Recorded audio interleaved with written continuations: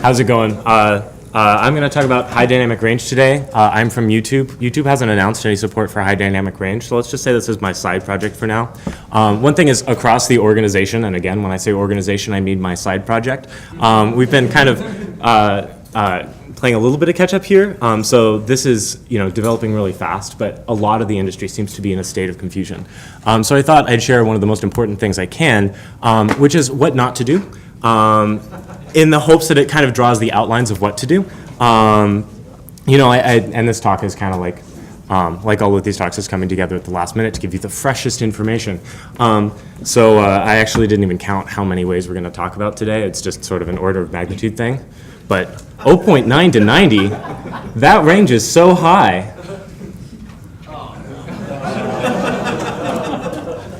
Yeah, this is happening. HDR. Definitionally, what is it? There's a lot of debate raging over exactly what definitions to use because some will shut out other manufacturers and so the whole fight's. But a lot of consensus is emerging around the idea of what HDR is and how to define it. That is a way to sell televisions.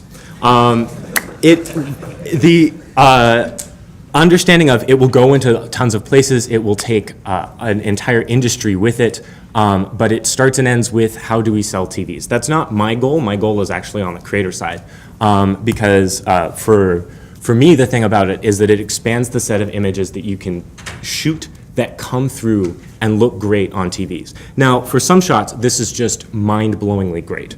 Some shots. Most of the time, you might notice a small improvement. But this is the same with technologies like 5.1 audio. You don't really notice 5.1 audio until that one scene, but when you have it, it looks great and it's worth it. So it's not going to make, talking headshots spectacularly better, but it's still worth the investment in the technology for those few clips that really make it shine. I would break it down into 4 things. HDR itself is its own block, but when we talk about HDR video, we involve a few other components. The first of that is how you deliver the video. And for this, it's all next-gen codecs, current-gen codecs is really how I think of them now. We took all of those savings that we had on traditional content, and now we're going to spend them as these things happen. So, we're producing new image quality, but we're going to be right back to our original file sizes, just with much better looking video as a result. HEVC is currently being used for delivery of the first video clips that you'll see, like Amazon and Netflix are releasing stuff, and that's probably going to be in HEVC for the 2015 devices. But fortunately, we got our act together at the last minute and got Profile 2 into most HDR TVs coming out in 2016, and everything in 2017 will have it. So VP9, totally free, just as effective as HEVC, and we'll get our story straight really soon, I promise. So with that comes the topic of resolution. The idea is that most, from all indications are that most of the HDR TVs we'll be experiencing, they'll all be 4K because sometimes you need new panel technologies, you need to invest in that, and that just doesn't make sense for the 1080p lines because the 4K things are the only things that are really profitable for panel manufacturers. So we don't expect this to be making its way to 1080p TV sets. Now, that's not true across all our sources. We expect on mobile devices. I really think that this is a thing for reasons that I'll get to in a minute. It's not the first place you'd think of for HDR, but and gaming desktop environments will definitely have this. Now, in terms of sources, you'll find that consoles are probably going to start supporting HDR as well. That's a really natural fit. My expectation is if you look at the last generation of consoles actually got new HDMI functionality through its life because they were smart enough to build their HDMI output chips in a flexible way. So I would not be surprised if we find the same thing is true of this generation of consoles, that they sprout new capabilities just with a firmware update, including the ability to send HDMI 2.0 with the 4K metadata, with the HDR metadata that you need to do this. None of this really matters because everybody's got a transcode stack that allows adaptation, so you can choose whatever resolution works right and use a great scaler to paper over any details. Which brings up a good point, which is that you can't ABR between HDR and SDR. You need to have a whole separate transcode stack for HDR because the contrast difference in the color gamut, you will notice that flip. So don't do that. And I didn't have any other place to stick this, but also don't support anything less than like a 60 FPS decoder with HDR. I think pretty universally we're trying to say if you have HDR, you need 60 FPS, just because this is the new normal. Episode 3, color gamut. Here's a trick question. What color is this? Now everybody's going to say red, and that's sort of the correct answer, but it's not specific enough because we want to know what wavelength that color is. Now, a lot of people in the room will be looking at this and saying, that is also a trick question because we didn't specify what color space we're talking about. Now, most modern HD television is in Rec 709, BT 709, which is a particular gamut with well-defined primaries. So we can now answer this question. No, we can't. It's still a trick question. Because it turns out that when you look at the color gamut, that red is not on the outside line. The outside line is things that can be generated with a single frequency of light. That's how the colors that our eyes see when you have one color. And that, by putting in the middle, means you're actually firing multiple of the emissive frequencies at once. So you have to use a spectrum to produce 709 full red color. Now, this isn't true in Rec 2020. Rec 2020 is the new expanded color space that's UHD deep color or HDMI deep color or wide color gamut. These are all referring to mostly Rec 2020, which is a lot bigger, lets you represent a lot more colors. And in fact, all 3 of the red, green, and blue primaries in Rec 2020 are specific frequencies. And when I learned this fact, it blew my mind.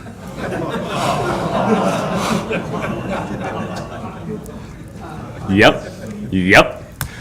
So this is the Rec 2020 guidelines, and the thing that makes this so much wider isn't the monochrome thing. That was actually just a cool side note. It kind of puts the picture together for you. It's the particular choice of where those primaries are located.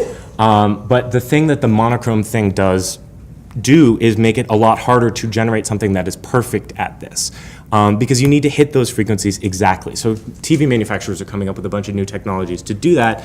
You'll see OLED improvements or quantum dots to actually shift the frequencies that are being generated.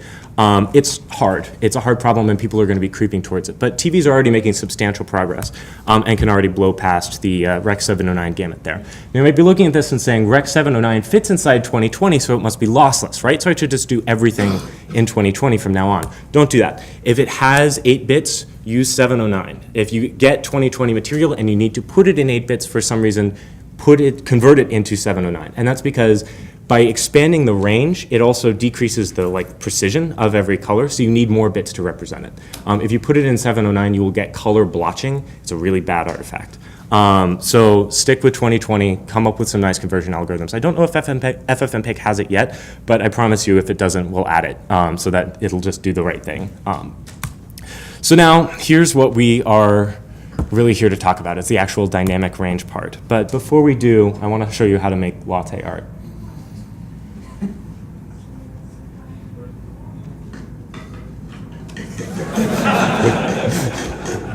How to use it?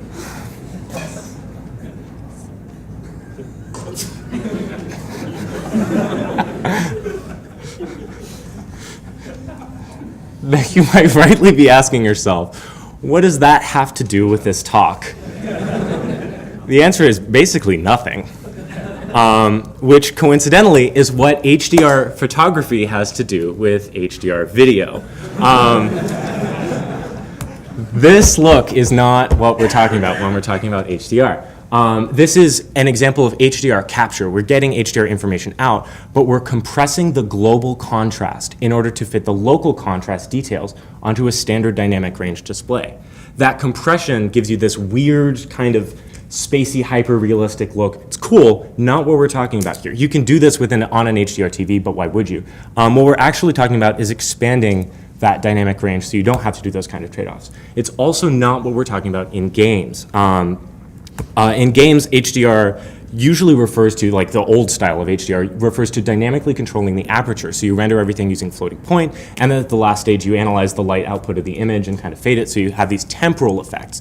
But that's a temporal way of doing more contrast at a time. And what modern HDR is about is being able to display all the contrast you want on a single picture at a time with no tricks. So one frame, tons of contrast. And this requires a few components in itself. One is that you have good local and global display contrast. So it doesn't have to be infinite. You don't have to have like infinite contrast between adjacent pixels, although it looks better if you do. And that's what OLED does, is every pixel is precisely controllable on its own because it's emissive. There's no backlight. And that looks like, if you have text on a like just plain background, it is beautiful. You can't tell that it's not like a print. But OLED has some brightness limitations. There's some panel scale-up technologies that LG has definitely solved for sure. That technology isn't quite as easy to manufacture as full array local dimming, which is simply taking the backlight and making thousands of them. So behind the panel is typically 4096 individual backlights, and they're all blended with a thing in front of them, and then you've got a display circuit that compensates for it so that the panel and backlight are modulating together, which means that you can't do perfectly sharp, like full brightness to black transitions without some kind of afterglow, but for most natural scenes, it works really well. If you have a lot of local contrast in some areas and then global variation because you've got bright spots and dark spots, you've got a highlight over here, that actually works. Now, another thing you need is a good display peak brightness to ambient brightness ratio. For TVs, where you are going to view this in a room, probably not with all the lights off, that means that you have to have your TV be really bright. You have to have a device that has 1500 nits, let's say, to do it. I think the standard that people are talking about is 800 nits is the minimum to be called HDR. But there are other alternatives, which we'll get to in a second. But for TVs, it universally means like you need high brightness for this to work. Another important thing is you need to have no obvious artifacts. It can't look like crap. This looks like crap. The way that we're avoiding this situation as we scale up the brightness and have additional contrast, this is like a 5-bit signal on an 8-bit display, but you can imagine something similar, is we're moving to 10 bits. Problem is 10 bits on its own isn't enough. And to understand why, here's a little animated chart. On the bottom axis is brightness. The top is gap size. It's the perceptuals of the actual space in brightness in log units between each step. And there's this thing called the Barton curve, which shows you that in the area that's shaded, if you have a gap size of that, then you will notice it. It's perceptible. And you notice the noticeable gap size gets smaller as the brightness increases. So there is a variance that we can exploit. There's a traditional gamma curve, which all of our TVs have done for forever, which is kind of an engineering accident, but I'm sure Matt's going to give a talk about that later. If you use the gamma curve as you scale to higher brightnesses, a lot of that area ends up being wasted because it's more precise than you need. It's vastly more precise. So what we're going to do is we're going to introduce the electro-optical transfer function, EOTF. And this is what makes modern HDR in terms of like the file formats. This distinguishes an HDR file from just a regular 10-bit file. That's how you encode the Luma. So in this, an example of this would just be to use log encoding. This is what a lot of camera capture devices are doing these days. And that's how you can get, like, even in a 10 or 12-bit master, you're using ProRes, it's not floating point, but you can still get a better transfer function, get more dynamic range in that same file. But as you can see, it still wastes a lot of it. It's at the low end in the standard definition range. Also, I drew that line wrong and then didn't want to go back and fix it. So that's what the line should have looked like.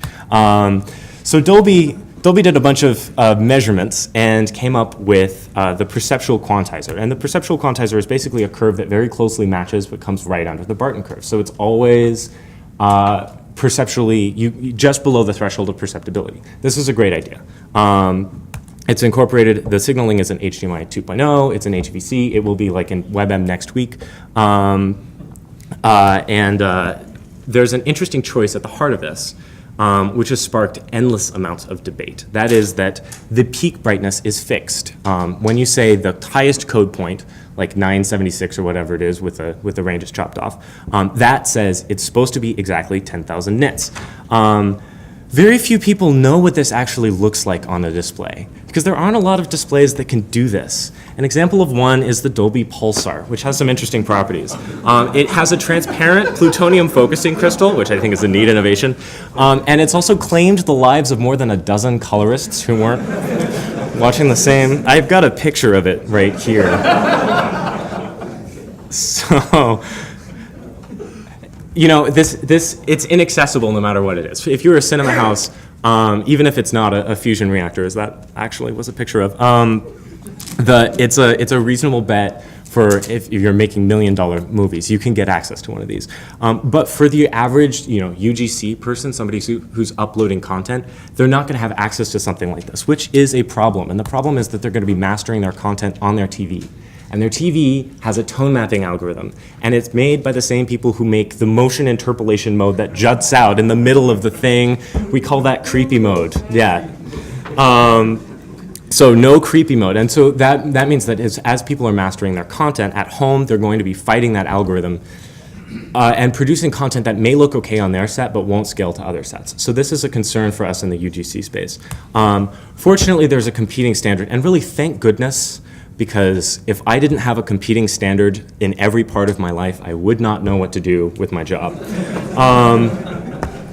So this one's called Hybrid Log Gamma. It's from friends at the BBC. It doesn't seem to have any major patents on it, which is really nice. We're going to put it everywhere. I'm sure it'll show up in HEVC too. The HDMI might even get it. It depends on who we can bribe. The curve looks like this. It says, the idea is you had wasted space in the log scale, you had wasted space using a gamma curve. So let's stick the better parts of these two together. There's a really, really great property about this though, which is that it's almost throughout the SDTV range, almost entirely, it's exactly the same as a gamma curve, which means it does not look like puke when you get your signals wrong. This is on the left an example of Dolby PQ, I think, and on the right is the hybrid log gamma, if you were to display it without a proper EOTF. Now, users will never see this if their television sets are connected correctly, and if they're playing things back on the right monitor, and if there's no configuration issues, and if HDMI works correctly, and if you've got your console output settings correct, so this is going to happen. So that seems to work better. Another interesting property is that it's, instead of specifying a peak brightness, they've got a term called system gamma, that they've essentially worked out what the right values are at different brightnesses. And this is, you can think of it like a tone mapping algorithm, except it's just a really simple tone mapping algorithm. And the reason I think this is important is because a lot of our content consumption from people in this room is going to come in this form. Somebody staring at a really bright screen in a dark space. Now that screen's only 100 nits in its max brightness, but 100 nits is all you need if your eyes have dark adapted. And that means that you can take these devices and take the same encodings and use them in different spaces. Now, you could, in theory, do the same thing with Dolby PQ, but it's just not specified. It would be technically wrong in order to do that in a way that everybody's absolutely going to do, despite being technically wrong. So this isn't a limitation of the format, but it is an intention of use thing, is that hybrid log gamma at least has a nod towards this scenario, and there will be official ways to do it. Now, hybrid log gamma only intends to scale to about 4,000 nits for now, which doesn't seem to me to be a problem because, again, nobody's seen a 10,000 nit display except Dolby, who is attempting to display Star Wars using an actual star. But the most important thing is, as these standards have a raging debate going on. People are completely up in arms, and they're really not that different. I was looking for I spent a long time looking for, like, why is there such a fight? I think it's just because people are in the Blu-ray mindset of they need to pick something, they need to pick one thing, and it needs to work for the next 10 years. Most people here are not in that room, in that space. And so it doesn't matter a lot for us. We can pick a winner and change our minds and not be that out of luck.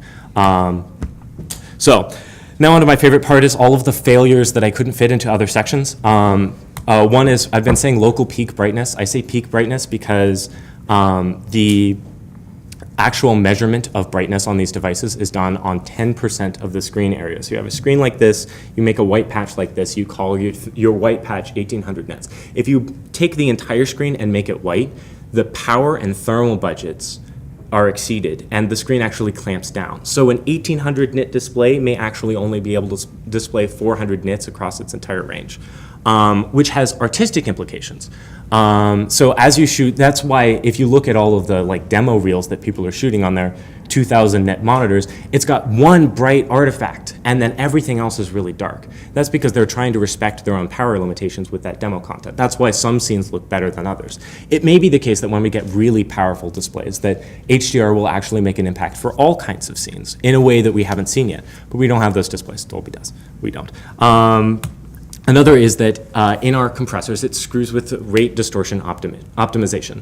We're going to have to make different choices because the size of the error in perceptual terms is no longer essentially uniform throughout the stack. This is a correctable problem. We just need to update our encoders with knowledge of HDR so that it can make the right bit saving trade-offs. It's not a fundamental flaw, but it is work that needs to be done that we at least haven't gotten to in VP9 yet. But we will. Another thing is there are reports that chroma subsampling introduces really, really weird artifacts. We haven't seen it yet. We're still exploring the content and trying to reproduce this. The artifacts look really bad and really obvious, and the fact that we haven't seen it makes me think that maybe it's a flaw in the people who is reporting it setup, but we're going to try and find it. The last and most important problem doesn't come with from a content distribution side or a technical aspect. It's actually something that has to do with the overall goal of HDR, which is, of course, selling more TVs. And that is the fact that these people have built brilliant, beautiful display devices that have capabilities that have never been used before and don't have a lot of content to show for it. So they've invested a lot of time in a particular mode that takes SDR and blows out the highlights and expands the colors to unrealistic values and just generally looks gross. I call this mode Hangover Simulator.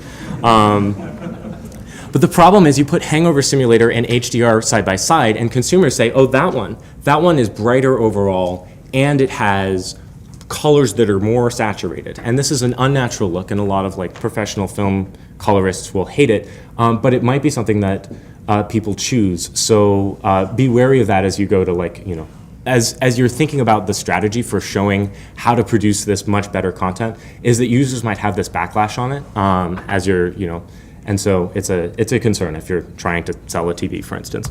How do you see this really quickly, because we're almost out of time. As you can see, we have this Blackmagic camera over here. You've heard the name Blackmagic a few times today. They're up and coming, but their stuff is great. And particularly if you're doing HDR, they've got a lot of stuff that's super cheap that gets you in the game really quickly. And so I highly recommend checking out like all of their stuff. This is Blackmagic Cinema camera. There are other devices that shoot HDR. This isn't like 16 stops, it's only 13, but their next generation does like 15. If you know somebody in the industry, you can get a hold of test footage. I am not yet in a position to say that I can like tell you who to talk to, but we're assembling that, and then we're hopefully going to shoot our own and publish it and do all of that thing, and so you won't have to know that. But for now, you just ask around. Another thing you can do is if you have software, you can render stuff on your own. How do you actually play this back? You can get a high-end GPU and try and do like 10-bit output. It's a nightmare. I would not recommend it. It's just like you think it's working and it's not working. Like I wasted 2 weeks on this.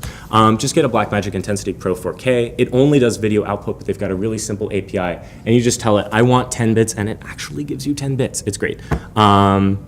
Now that's not going to do the signaling bit. So if you don't know a guy and can't put the firmware on your TV that has all of the UTF transfer characteristics, what you can do is compress it and then use a dithering requantizer to decompress it. That way you can check your compression and delivery, which are the most important parts of the stack, and then just use that last stage dithering to give you the right light output without any additional quantization artifacts. We'll publish source code examples, stuff like that. Where will we get content? The studios will obviously take care of themselves. They're heavily invested in this technology. They'll do fine. For the prosumer market, where we're expecting a lot of this adoption to come from on, for instance, YouTube, and by YouTube, I again mean my personal side project, is stuff like people get a Blackmagic camera, they get a red camera, they throw it into DaVinci Resolve, they do their own tone maps, they come up with a thing that mostly works. And we'll iterate on this in the public space. But I think that's, you know, that semi-pro route will actually be the real way. Game renderers can and will adopt this. I don't have my finger on the industry here, but we're trying to get that knowledge, and it'll work great. Like a game renderer can easily throw out fantastic HDR. But we're also expecting that within the next 1.5 to 2 years, sensors on cell phones, GoPros, everything like that will be able to capturing HDR. Now, grading it for a normal consumer is going to be a pain. So what we kind of expect to happen is the way that people are going to take advantage of this extra HDR capability is using a filter-based workflow. Like, you've got your photos and you choose, like, whatever, Gotham. The same will be true for HDR video. You'll have consistent tone maps that give you particular filmic looks. And since we're talking about filter-based workflows, of course we need to talk about what are we going to call the first HDR video social network. And to this end, I will pay you $1 if you have a fantastic idea. That's my talk. Thank you.